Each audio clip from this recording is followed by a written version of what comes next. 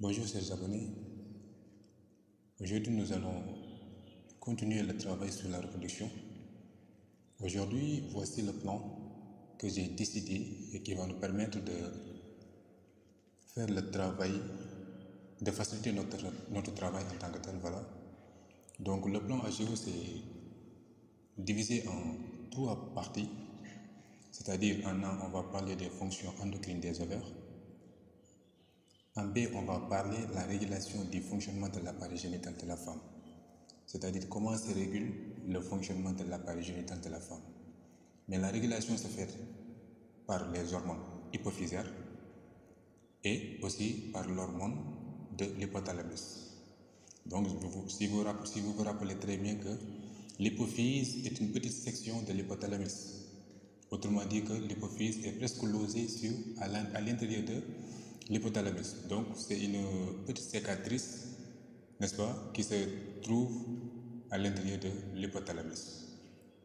Donc, c'est une petite section, on peut dire. Donc, la régulation du fonctionnement de l'appareil génital de la femme, et la régulation se fait par les hormones hypophysaires, mais aussi par l'hormone de l'hypothalamus. Quand on parle de l'hormone hypophysaire, on fait allusion au FSH et la LH. Et par l'hormone de l'hypothalamus, c'est tout simplement la GnRH. Voilà. Donc, en C, on va parler de la variation du taux des hormones hypophysaires et leur rôle.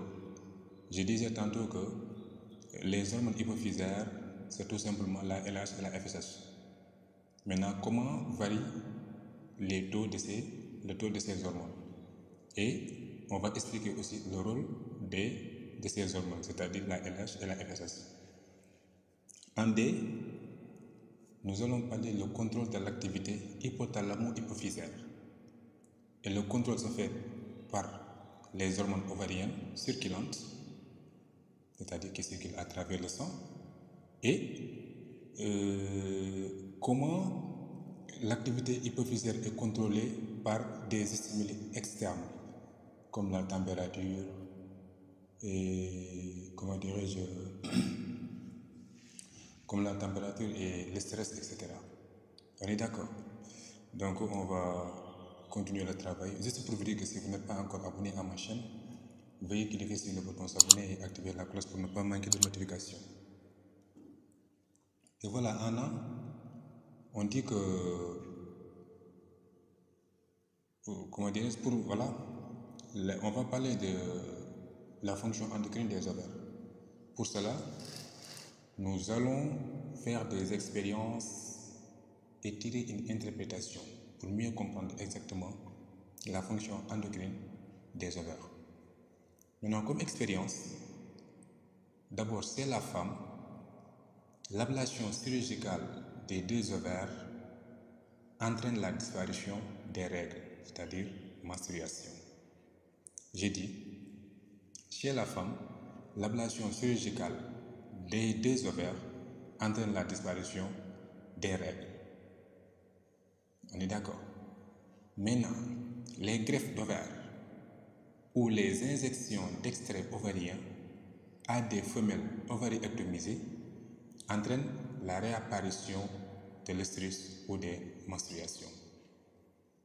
J'ai dit, premièrement, on avait fait l'ablation chirurgicale des deux ovaires et on constate que l'ablation des deux ovaires entraîne la disparition des règles. Maintenant, on a fait la greffe d'ovaire ou injection d'extraits ovariens et on constate que ceci entraîne la réapparition des menstruations. Maintenant, qu'est-ce qu'on peut tirer comme interprétation? On peut dire que ces deux expériences d'ablation, de greffe et d'injection d'extraits ovariens montrent que les ovaires contrôlent l'apparition des règles par l'intermédiaire des hormones qu'ils sécrètent. Ce sont des glandes endocrines. Lorsqu'on avait fait l'ablation des deux ovaires, on constate la disparition des règles, c'est-à-dire l'absence des règles. Maintenant, on a fait greffe d'ovaire ou injection d'extraits ovariens à des femelles qui sont ovariectomisées, et cette injection ou greffe d'ovaire entraîne tout simplement la réapparition des menstruations, c'est-à-dire les règles apparaissent à nouveau. On peut dire tout simplement de manière très simple que les ovaires donc sont responsables, n'est-ce pas, de la présence des ovaires, des règles. C'est-à-dire que ces deux expériences d'ablation de greffe et d'injection d'extrait ovarien montrent que les greffes contrôlent, les ovaires contrôlent l'apparition des règles.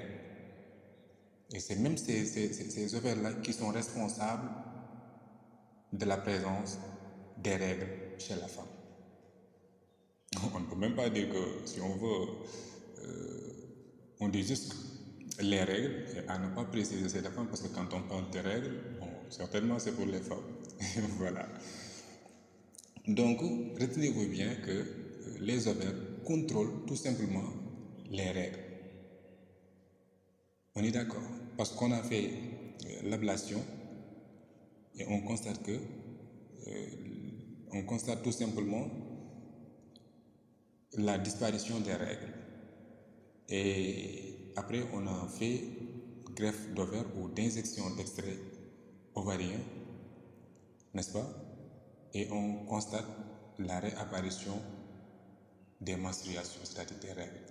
Donc, on peut dire que la présence des règles est douce et assurée tout simplement par des ovaires.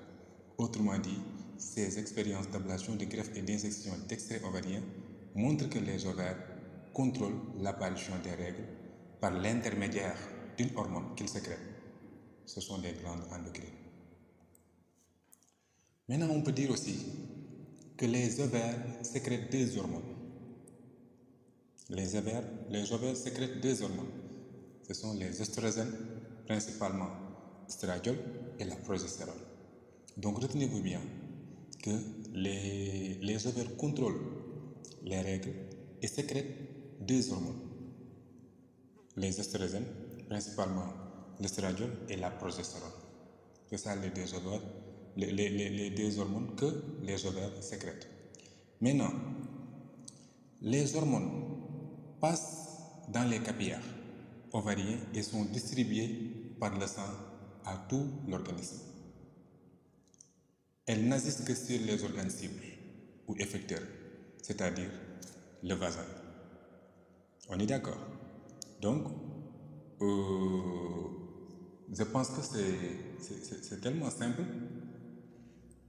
Maintenant, il y a trois phases autant pour moi. C'est la phase folliculaire, et la phase de l'ovulation et la phase lutéale ou lutéinique. Maintenant, on a parlé de l'estradiol et la progestérone. Maintenant, les estrogènes sont produits par les cellules de la granulosa. Quand on parle des estrogènes, c'est principalement l'estradiol.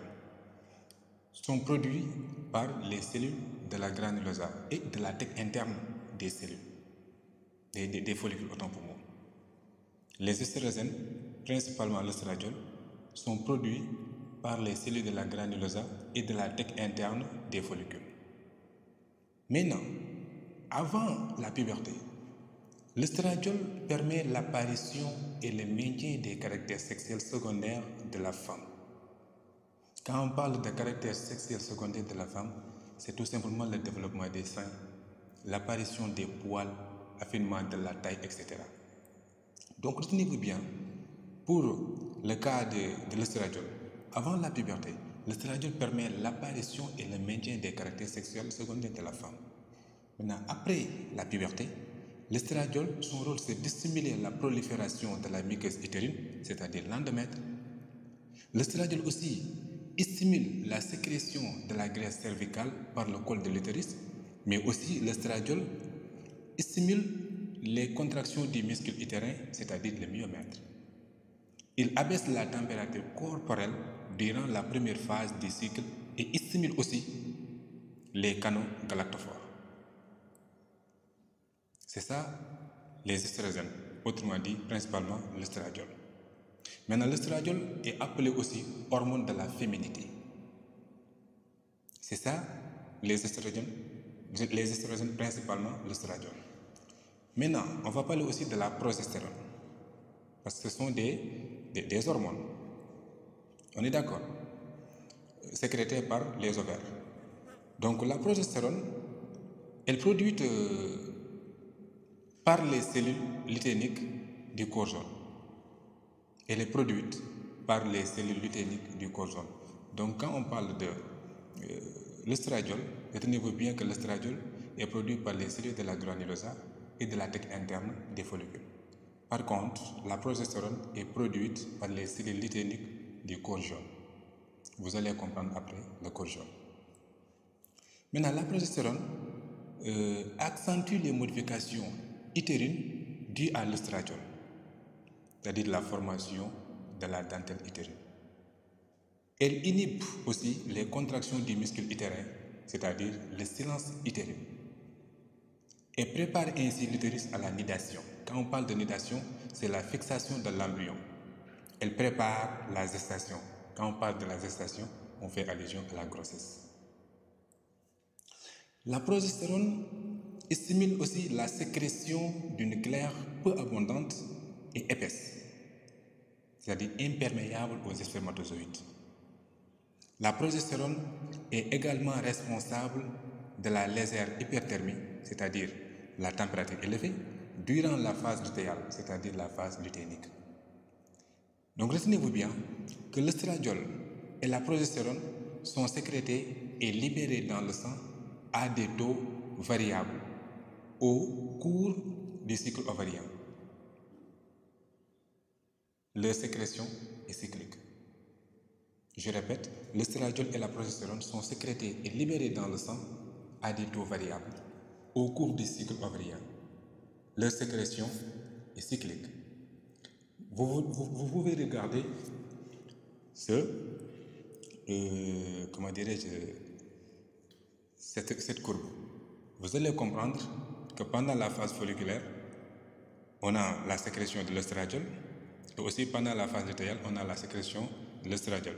C'est-à-dire les deux phases, la phase folliculaire, on a la sécrétion d'estradiol et de la progestérone, et pendant la phase lutéale, on a aussi la sécrétion d'estradiol et de la progestérone, mais à des taux variables.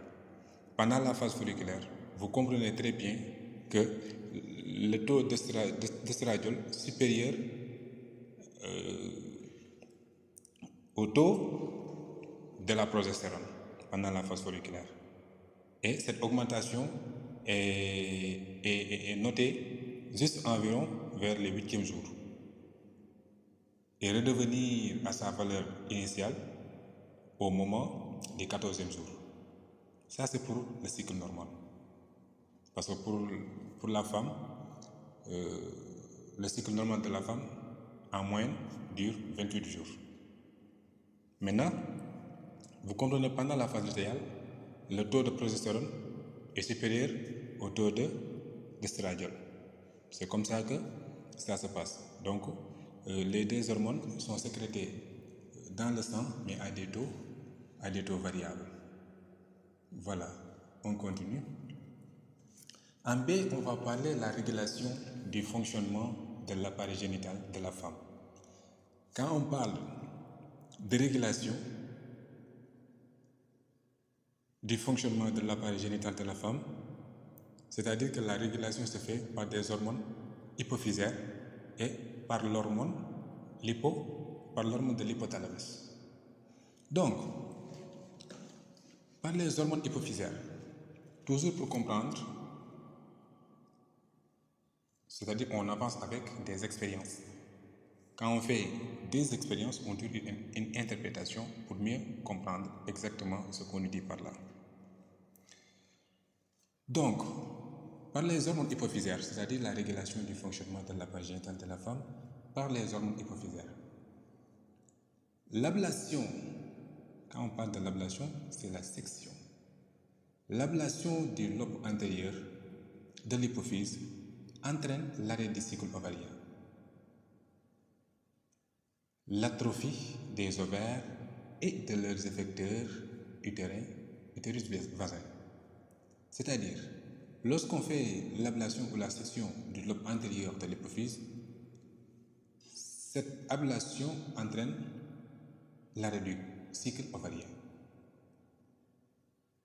Deuxièmement, on dit l'injection d'extrait de l'hypophyse antérieure à des individus hypophysioectomie. C'est-à-dire, parfois, j'ai du mal à lire certains termes. Voilà. Hypophysioectomité. Voilà. Rétablit le fonctionnement normal des ovaires. C'est-à-dire, lorsqu'on fait l'injection d'extrait de l'hypophyse à des femmes, par exemple, dont on avait fait la section de leur hypophyse antérieure, cette injection entraîne tout simplement la réapparition du fonctionnement normal des ovaires. Donc, comme interprétation, on peut dire que l'hypophyse commande le cycle des ovaires par l'intermédiaire d'hormones appelées gonadostimulines ou gonadotrophines.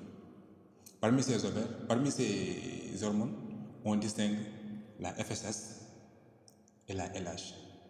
Donc retenez-vous bien que l'hypophyse sécrète deux hormones, c'est-à-dire la FH et la LH. Je disais que les ovaires sécrètent deux hormones, la progestérone et l'estradiol. Maintenant, retenez-vous bien aussi que l'hypophyse contrôle l'activité des ovaires. On est d'accord? Les ovaires sécrètent deux hormones, la progestérone et l'estradiol. Maintenant, les ovaires là sont contrôlés aussi par l'hypophyse en sécrétant deux hormones, la FSH et la LH. D'accord? Voilà. Et qu'est-ce qu'on va dire aussi?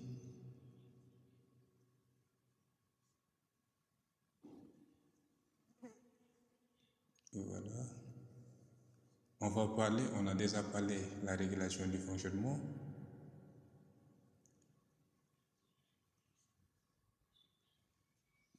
D'accord.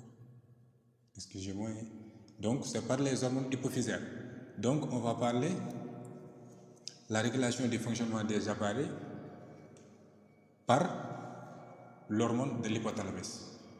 Donc, on en parlait par les hormones hypophysaires, c'est-à-dire la LH et la FSH, qui va agir au niveau des ovaires et qui contrôle l'activité des ovaires. Donc, on va parler de la régulation du fonctionnement de l'appareil génital de la femme par les hormones, par l'hormone de l'hypothalamus. Voilà. Donc, aussi par expérience, on peut dire que la stimulation de certaines zones de l'hypothalamus, c'est la lapine, entraîne la production de LH et l'évolution et l'ovulation, autant pour moi. La greffe de l'hypophyse à des animaux hypophyso-ectomisés ne donne des résultats que si la greffe est implantée près de l'hypothalamus et vascularisée, c'est-à-dire si la circulation sanguine entre l'hypothalamus et l'hypophyse est réattardée. On peut dire comme interprétation que l'hypothalamus agit sur l'hypophyse par l'intermédiaire d'une hormone, la GnRH, qui est le responsable de la libération des FSH et de la LH par les cellules hypophysaires. Cette GnRH, qui est sécrétée par des cellules nerveuses, est une neurohormone, c'est-à-dire neurosécrétion. Ce que vous pouvez retenir par là, je disais, c'est-à-dire l'hypothalamus sécrète une hormone appelée la GnRH. Et la GnRH va agir sur l'hypophyse. Et une fois que la GnRH agit sur l'hypophyse, ce dernier sécrète deux hormones, la FSH et la LH. La FSH et la LH vont agir aussi sur les ovaires. Et les ovaires sécrètent tout simplement l'estradiol et la progestérone. C'est tout ce que vous devez à retenir. Voilà. Donc, on va parler en C, le taux de variation des hormones hypophysaires et leur rôle. Taux de variation des hormones hypophysaires et leur rôle. En faisant un parallélisme entre l'évolution des hormones et celle des follicules, on peut en déduire le rôle des hormones hypophysaires. Voici la courbe autant pour moi, et vous voyez la phase folliculaire, la phase lutéale. Vous voyez aussi les deux hormones, FSH et la LH. Donc les hormones hypophysaires ont des rôles à jouer. Donc ce qu'on peut dire par là, c'est à la phase folliculaire, on note une augmentation importante du taux de FSH qui est responsable d'une part de la croissance et de la maturation des follicules à chaque cycle et d'autre part, elle active la sécrétion d'estradiol. Pendant la phase de l'ovulation, on remarque un taux maximum de LH et de FSH. On a pu prouver expérimentalement, en bloquant la sécrétion de FSH, que c'est le pic de LH qui déclenche l'ovulation. À la phase lutéinique, l'activité du chromosome n'apparaît pas liée aux variations de FSH et de LH sur le graphique.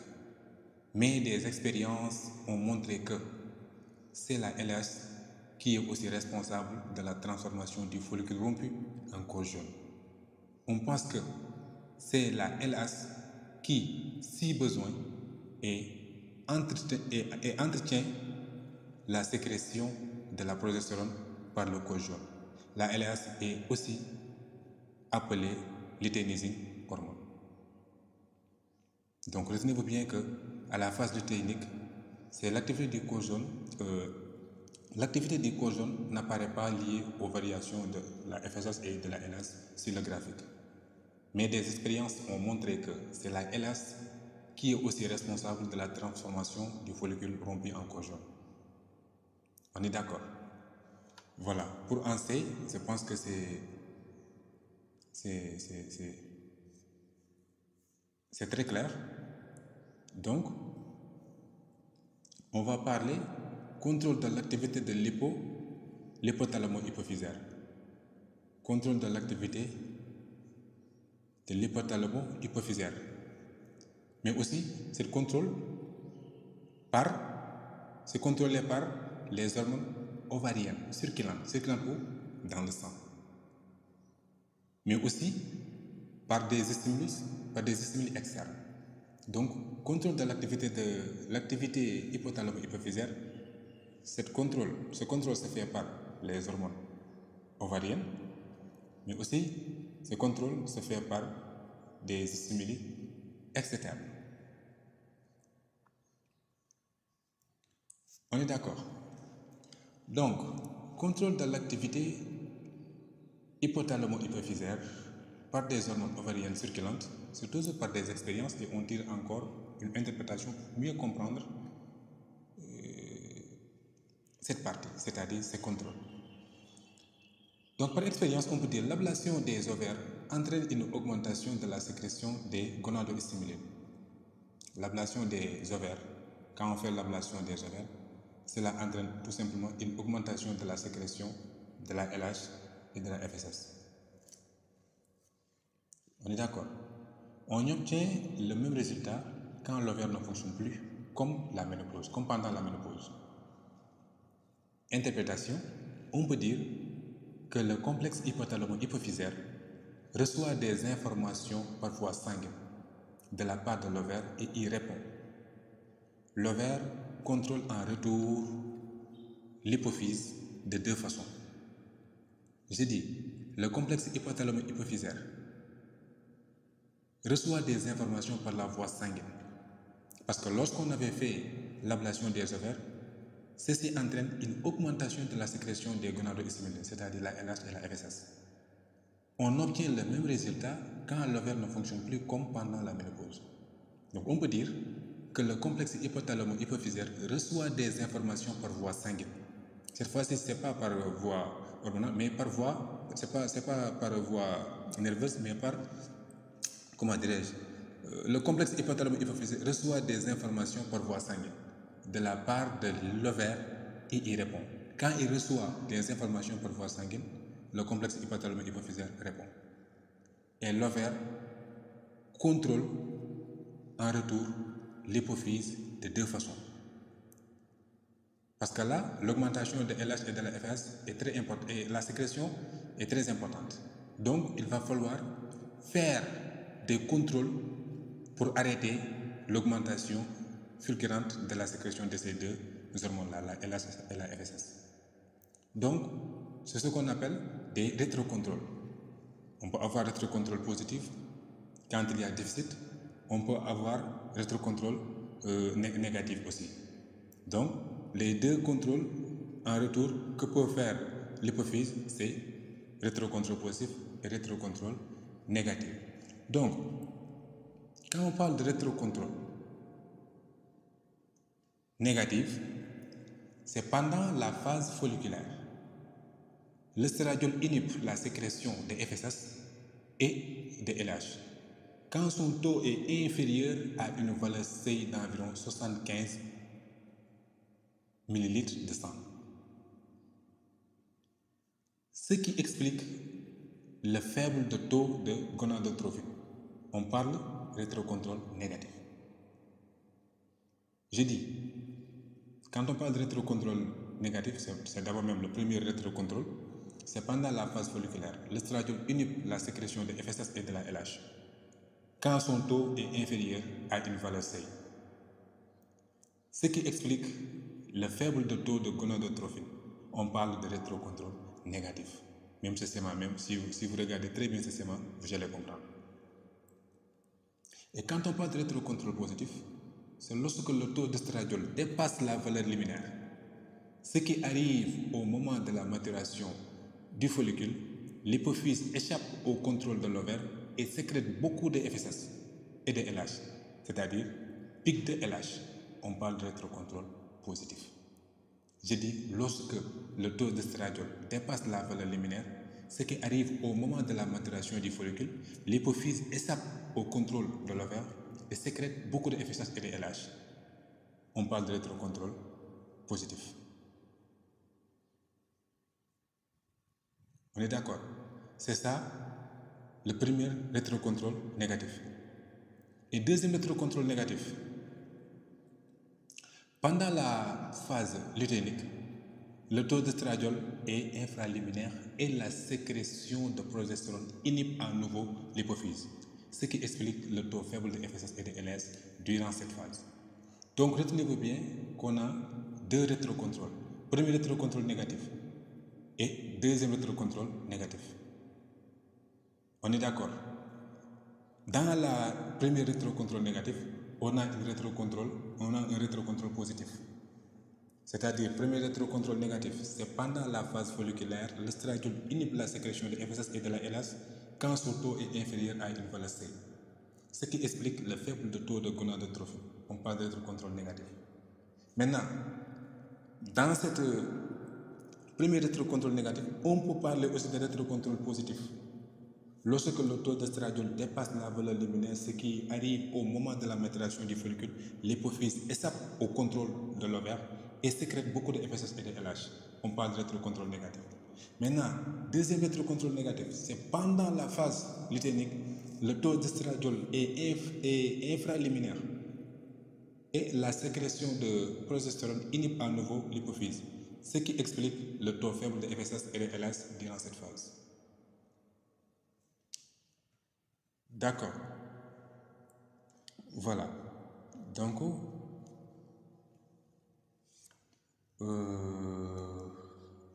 toujours contrôle de l'activité hypothalamo-hypophysaire. On a expliqué par les hormones ovariennes circulantes, mais aussi on va parler par des stimuli externes. c'est-à-dire contrôle de l'activité hypothalamo-hypophysaire par des stimuli externes. Quelques observations. La lumière semble jouer un rôle dans l'apparition de la saison de reproduction chez les mammifères sauvages et les oiseaux. Exemple des canards sauvages. Les variations de la date d'apparition des règles sont fréquentes chez les femmes à la suite de chocs émotionnels, changements de climat, maladies infectieuses, etc. On peut dire que des informations venant du milieu extérieur, c'est-à-dire variations de luminosité, émotions, stimulus tactiles, etc., peuvent donc modifier le cycle sexuel. Certaines informations cheminent par voie nerveuse jusqu'à l'hypothalamus, qui à son tour agit sur l'hypophyse qui sécrète la sécrétion de FSH et de la LH. Donc, je pense que l'objectif est atteint. On a tout expliqué, on a tout dit. Si vous n'êtes pas encore abonné à ma chaîne, veuillez cliquer sur le bouton s'abonner et activer la cloche pour ne pas manquer de notifications. Je vous remercie.